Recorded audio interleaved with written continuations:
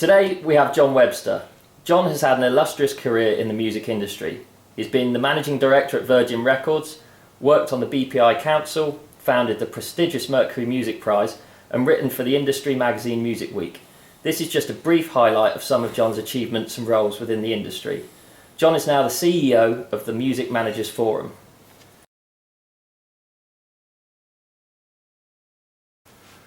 I always loved music. Grew up with a mother who loved the Beatles and things like that. And I chose where I went to university on where there were Virgin Record stores because I'd never seen one. And the very first thing I did at university was to go and find a Virgin Record store in Birmingham. And I then spent 3 years at university. I did a very not onerous geography degree. I spent my time organising gigs and being a social secretary, reviewing records. I found out that people would send you free music. And then on the day that I left, I had no idea, I'd done no career planning, nothing. And I worked in the Virgin store as a temp for a day. And this circular came round and there was a job going in Hull, of all places. And on Monday I rang up the boss of the Virgin shop in Birmingham and said, "What do you think?" And he went, "Yeah, go for it." I had an interview the next day and I started the following week taking a temporary job, and I never worked for anyone else.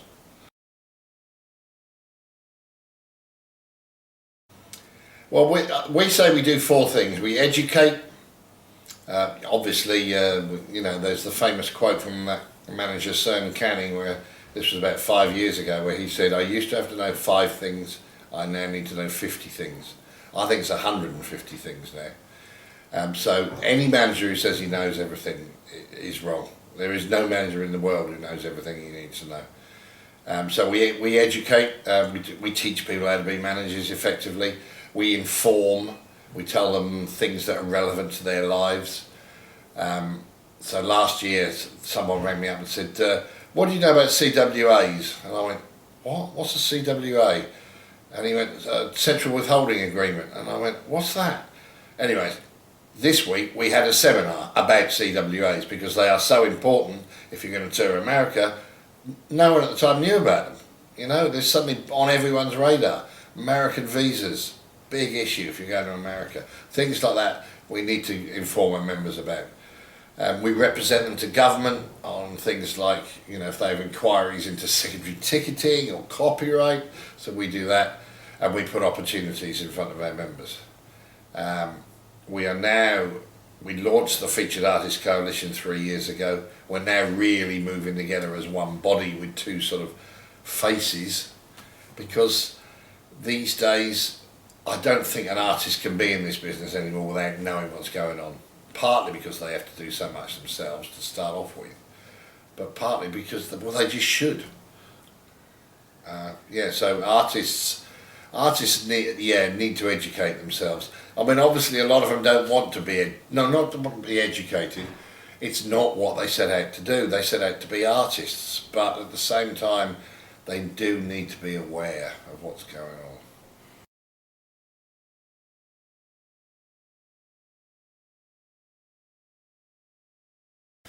Yeah, it is difficult, I suppose. I mean, a number of the industry trade associations run various things. We're in the same building as BASCA, the Association of Songwriters and Composers. They're perhaps not that well known, but they exist and they educate their members. The Musicians Union, it depends which way you're coming at it from, really. The Featured Artists Coalition would like to run more education. I guess we're reaching the point where more and more is going to be available online. Although, obviously people sometimes want to charge for stuff, and once it's out online, it's out online. But then things change as well. So I think by doing things like this, things get out there, people begin to understand what's going on. And, the internet is a fantastic resource. You can go and find an awful lot of things out. I'm sure if you Googled what is my Spotify royalty rate, you would find a vast amount of material to look at. But I think it's a bit like that thing whack-a-mole, isn't it? As soon as one issue gets sorted, 3 more jump up. So There are more places offering various sorts of training, ad hoc once a week training, just particular seminars. There's 3-year degrees. I think we've come around to the view that people should, I think apprenticeships and hands-on work experience are probably more valuable.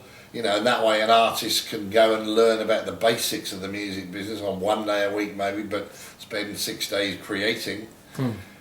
All of those things are things that I think the government are realising are needed as well, because of, we are a big export earner and people want to, they know they have to nurture the industries. So it's moving in the right direction. With if an artist is lucky enough to find a manager that they want to work with, be it a friend of the band or a proper manager. Yeah. How soon would you say it's necessary for an artist to enter into some sort of letter of engagement, even if it is a friend of the band? And what exactly does that mean? What are they doing by entering? Well, I used to think that it didn't matter. I think I've changed my mind in the past 2 years. I think it's important to have something. The reason it's important to have something is that a management agreement is a personal services agreement, and effectively is not worth the paper it's written on, but no judge will enforce it. So if someone doesn't want to manage an act and the act doesn't want to be managed, they walk. There's no argument about that. The only question is about finance. So if a manager has busted gut for 2 years working on an act and then just before they sign the record deal they fire him, I think that he's got a case for being rewarded for that. Managers, don't make anything, let alone much, possibly in the first 2 or 3 years. So I think it's important that people understand what they're getting into. We've got a short form agreement that just says, the manager's going to do this, the artist is going to do this, these are legitimate expenses, this is the commission rate, and it lasts for a year, and then after a year, if everything's going well, you negotiate a proper one. I've seen too many scenarios where artists and manager have their own lawyers, they have to have their own lawyers, they spend thousands of pounds on a management agreement and then 10 months later they split up. Waste of time. Not worth doing. And of course there's no money to argue over. And of course when things do go wrong is when you do need something. I famously knew someone who, a well-known manager and a well-known artist, who managed each other, and she managed the artist on a handshake for 20 years. Fine. Until the day she left, when all of a sudden it's like, right, what happens now? Where's the sunset clause? What do you expect? So that's why it's best to have something in writing, I think.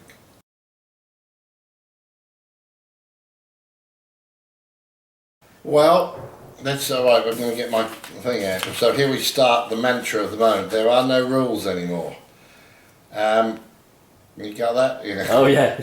I think there are many ways to do this. I think in the future, instead of having scenarios where there are different rights holders and all vying for a piece of the action or a piece of the artist's income, that really we should have an entity that we used to think it was just by manager and artist here, and they would form something and be liaise with all these other companies who would do things for them. We're almost coming to the point now where we just think it should be an artist, and the manager and the record label, music publishing company, live company, merchandise company can almost be just in one entity, because we are seeing that's the way the business is going.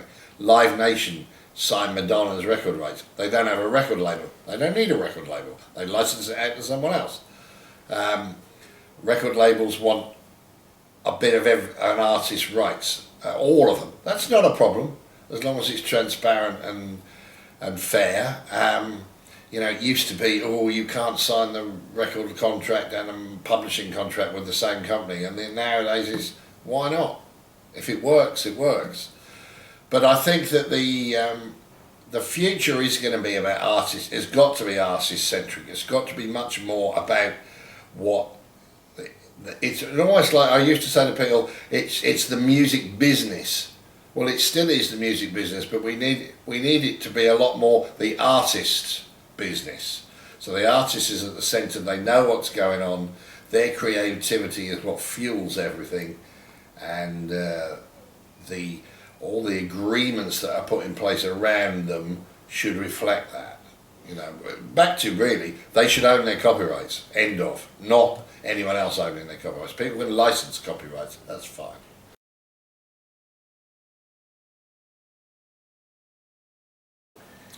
Yeah, I think that's the point. I think that's the crucial point. They need to understand what they're entering into. We had a meeting last night. And there were some people there who they were artists and producers, and they had done stuff for famous people, and they knew where they were going, but they didn't. You know, you're not sure. Well, actually, do you really want a manager? And that's also the question when people ring up all the time going, I want a manager, and I go, why? And they say, I want a record deal, and they go, what for? There aren't any. But they need help. And so those people last night, they need someone to structure their business, to negotiate for them, to represent them. And it may be they get paid, it may be they get a percentage, it may be any number of things, you know. But I think at the end of the day, those people should still keep the copyrights. They shouldn't vest with anyone else. They shouldn't vest with a manager. But it's a question of making sure that that person, whatever they do, gets a fair reward for what they do and over a period of time after any contract finishes. I mean, you know, I know managers today who are still getting 20% off deals that were signed in 1969. I mean, you know, nice work if you can get it. I'm sure the artist isn't very happy about it, but it's an absolute cast iron contract and they can't get out of it unless the manager wants them to. But I think it has to be a bit of give and take, you know.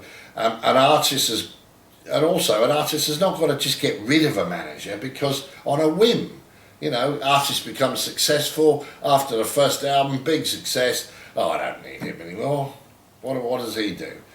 Now that guy or woman has worked for a long time possibly on that artist and deserves a percentage of that income for some time to come, and that's a matter of negotiation. Now, obviously, that's falling off. Obviously, they're going to have to pay a new manager as well. But then that new manager is going to have to understand that they're probably not going to get any percentage of the first album, but they're going to get something off the second album, and they're also going to benefit from what the first manager did in terms of live and building that on the second album. So it's give and take, and obviously artists sometimes they don't like it. Sometimes they think they can do it themselves after a while. Sometimes they think, you know, what is this manager doing? And then they find out when they don't have one. So, you know. And the other point to make is that a lot of managers these days are beginning to question 20%, and that it's not enough at the beginning.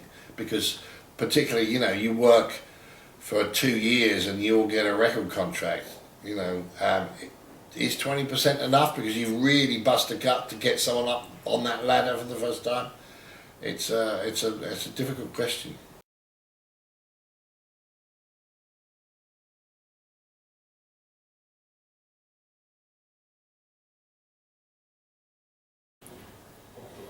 That's an interesting one. It's a big question. Sorry. It is a big question. Are they?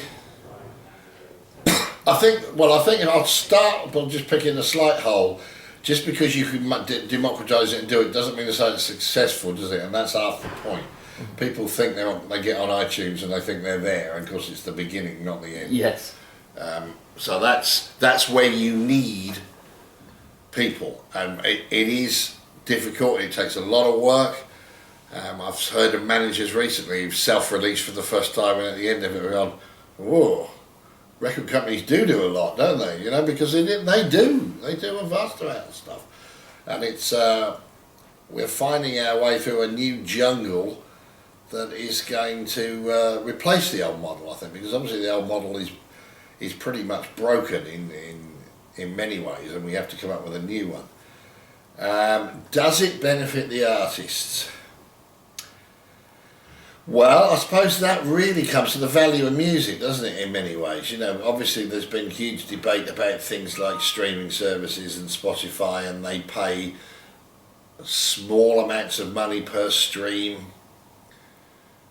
If you equate it to what you get off a play of Radio 1, it's still about the same.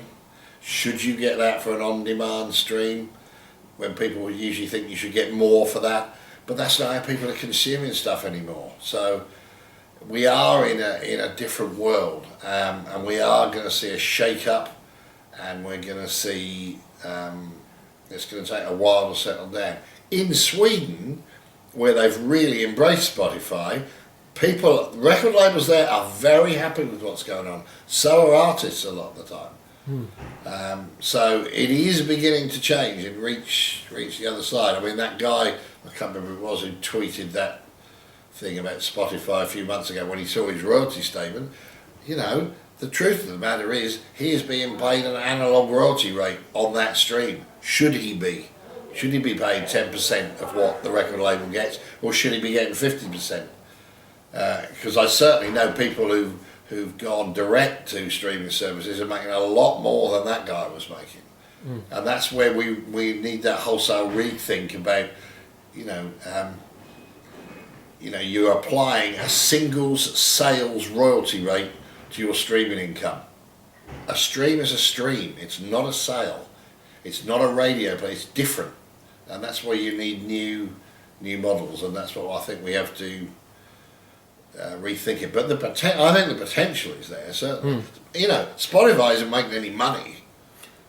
That's the other course. If we say they're paying too little for music, they're not making any money at the moment.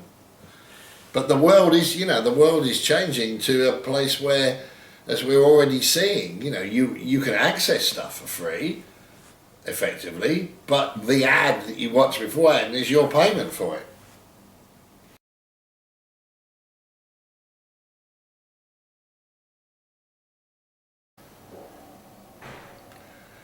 I've always thought, and this is not going to make me any friends, I've always thought that A&R people are like sheep. You know, they all run in one direction or none of them run in there. And the great ones, of course, are the ones who weren't like sheep, who would anticipate where the public were going. I think it is fair to say that it takes a really, really good A&R person to listen to someone who's got their stuff on social media and no followers, and to go, I think that's brilliant, and I think I can really sign that. Because where you'll get the sheep, of course, is the people who follow things like that. It happened to a friend of mine's daughter recently. She wrote one top line for someone, I can't remember who it was, in the R&B world, and Radio 1 Extra played it on a Sunday night, and the phone just rang off the hook, suddenly. So she hadn't done an awful lot, but people obviously liked it. So do you chase them down? I think you should spend most of your time, if you're trying to find anything, building your social media, writing better songs, and just getting better. We have a thing on our induction day. We run our induction day for new managers where we teach them loads of stuff. And they always say to Eric Nielsen, who runs it, they say, what's your best bit of advice? And he says, don't be shit. And it is that question of just being good, but it's being, these days it's being good at updating your website. Someone sent me a link today of someone who was coming to the UK to play somewhere, and today is March the 23rd, and I went on their website and I said, tomorrow we're playing a gig at so-and-so, and it was February the 12th. And you just look at it and go, no. I think a lot of people would. You just go, they can't be bothered. They're not in the game, And it's tough. It is tough. But we know that the success stories of the past few years who have made it, famously, the gig I went to, the Enter Shikari gig at the Astoria, where they had their first single out that week, and I'd never heard of them, and there are 2,500 people singing every single word, and you go, where did this come from?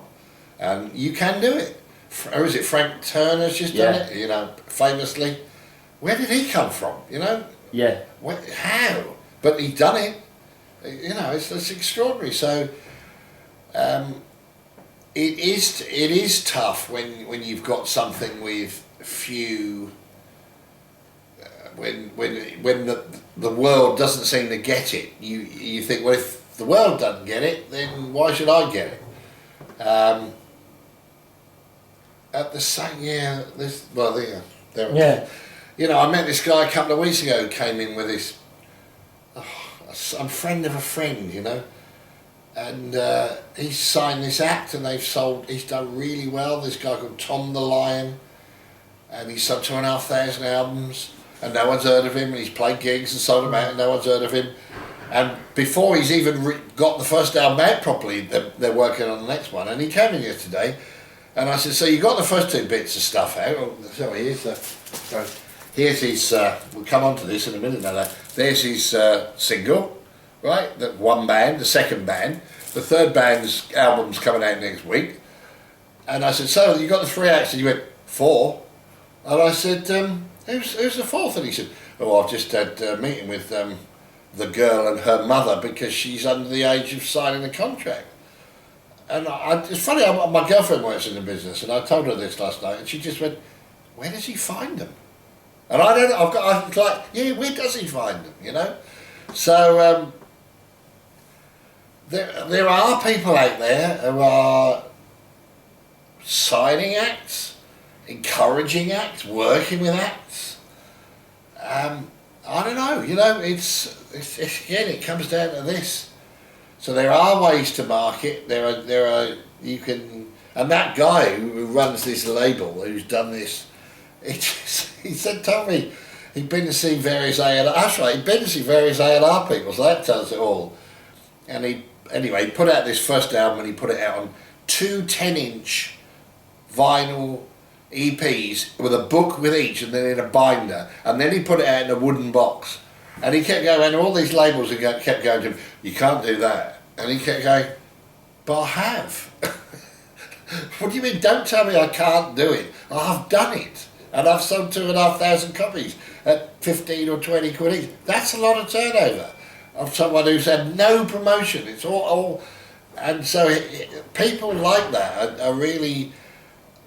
he was fascinating, and I love talking about him, and he's been to see various people. He needs a bit more money now, but there are people doing things like that, doing things in a different way, in a challenging way, challenging all the preconceptions, and they're becoming successful because it's real success. It's not one night on X Factor or whatever, but that's you know, that's all right for some people.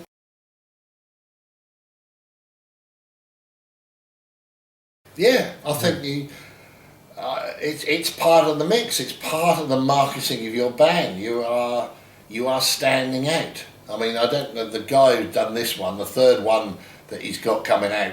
You know, so that's his second release. It's all clear vinyl. But the third album, he's put an album out straight away. Just putting it out of this band no one's ever heard of. He keeps telling me how brilliant it is. And I want to hear it because he's already got a track record, and he's put it out in some weird, expensive sleeve, and it's going to make everyone go, "Wow! I want to hold this, touch it, feel it." You know, possession in 9/10 of a sale, all that stuff. It's not for everyone. None of these things are for everyone, you know. But it's one way of doing it, and I think there are no rules anymore. There really are no rules anymore.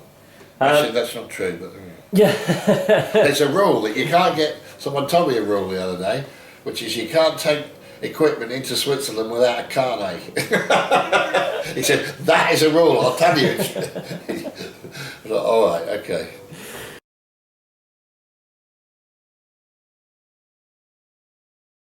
I think it's funny. I think I spoke to Laura Marling's manager about that, and I think he was pulling his hair out about it. You know, there are challenges. Churches are not made for playing loud gigs in. They've got stone services and PAs are challenging and all the rest of it. So it is a challenge, and people want to play on good quality PAs and in places with the right facilities, and people expect to go to places with the right facilities. So saying, I used to work with a guy called Francis Dunnery, who was a guitarist with It Bites in the 80s, and now plays house concerts. Why? They don't have PAs. He just stands there and plays to a room full of 30 people, and he loves it. He loves the intimacy. They love the intimacy. They feel they're getting something really special. They're this far away from someone. So that can begin to work. I think that there are rules. I think the live music bill's gone through Parliament now, and it's going to make it easier for venues to get a live music licence, so that's good. Whether people like pubs and that who've perhaps got out of the business are going to embrace it is a different matter, and I think that's where people have to grasp the nettle and do it. So I've got to plug this slightly. Yeah. The guy who made this, I've known him for 15 years. He used to teach my son at school, and it's slightly. He wants to bring the music of all the different cultures together, and it's a bit hippy-dippy-ish, but he's so passionate about it. And I said to him yesterday, he came in, he lives in Rome now, and he said, yeah, I flew into the UK yesterday, and I met some friends in a pub in Finchley yesterday, and I'm playing there tonight. And I went, are you? How'd you do that? He said, well, I just went up to the Barman and the Publican, and I said, I see you've got a stage over there, can I come and play tomorrow night? And the guy said, yeah, all right.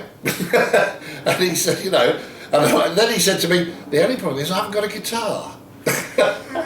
but that's what people need to do. There are these things called temporary event notices. Do you know about these? I don't know. They've kept them very quiet, but you can go to your council and you can put on an event anywhere you like that includes live music up till 11 o'clock, 499 people, and they have to give you a licence. They can't the police cannot stop it, I believe. But they've not made a big song and dance of telling you about it. That's where I think people have got to start working together. Acts have got to start working together. So you were talking about Bournemouth, and maybe it needs there to be a vibrant scene. It needs someone to take the initiative and go, right, on June the 4th, on the Queen's Jubilee Day, we're not going to do that. We're going to have a day-long series of 12 bands in Bournemouth all playing in a church hall and whatever, and let's all bring your fans, and we can get an alcohol licence, because you can get an alcohol licence under that 10 notice as well, apparently. But it needs people to get off their rear end and do it. Or we always need leaders to do those sorts of things. Yeah. Or do it in a field, or I don't know. So yes, the licensing is getting easier. There's this thing, the body of all the councils, and they sit there all the time and go, all these events, they cause chaos and noise complaints, and all you ever say to them back is, can you give me the details of the complaints? And there aren't any, like residential areas late at night, yeah, you can sort of understand, but if you can do things in other places, a temporary event you can do anywhere, literally anywhere, I think. So it's a question of people, the new generation of promoters, getting off their rear end and realising that people do want to go to places, and people do want to have fun. The events I was talking to you about, my daughter's involved with, Let's Go Crazy for over 16s, where they don't sell alcohol. They sell out all the time. 2,500 Sunday night all-nighters in London, for over 16-year-olds. And it's like in the school holidays. They're very clever about it. Do it. There's one on April the 1st in London. She's going to that. An all-nighter, finishes at 5 in the morning, no alcohol, loads of bands on, 2,500 kids going crazy. Who knows about it, but it happens.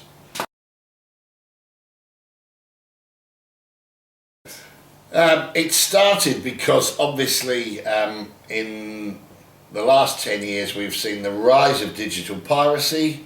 Our argument is if you can't buy it, how can you expect people not to pirate it? Because as soon as it's on the radio, it can be ripped, downloaded, spread all over the world. This concept, again, like analogue contracts, is a concept of the analogue age when you built up demand so that people couldn't buy it and they couldn't get it in any other way in the 90s. So demand built up and then it rocketed into the chart and you got Top of the Pops or Radio 1 playlist. These things don't matter anymore. You don't get Top of the Pops. Playlists are already decided. And so we should have a situation that as soon as someone hears something, they should be able to buy it. We led this, and unfortunately a number of people, including our own managers, I have to be honest, and record labels all went, oh, but it's not right for, particularly it's not supposed to be right for new pop acts, because frankly the only chart positions that make any sense these days is number one, really. You know, One Direction second single goes in at number two and everyone goes, oh, failure. You know. But they do, I mean, you launch a pop act these days and it doesn't go in top five, everyone thinks you've had it, it's got done for, you know. So we would like to see it so that everyone, and the only way it's ever going to work is if there is a chart rule that says this, and people don't want to introduce that. So we are back to the dark ages again. So we are back to the situation that some tracks are at radio 8 weeks before you can buy it, and people who don't follow the charts necessarily, they can watch it on YouTube, you know. So that's on YouTube, but it's not on streaming services where you can't buy it, and it's like, this is mad. Anyway, so we ran the campaign and it didn't really work, but it helped us get a better insight on how to do things like that, I think, and realise that this industry is still full of people all pulling in different directions.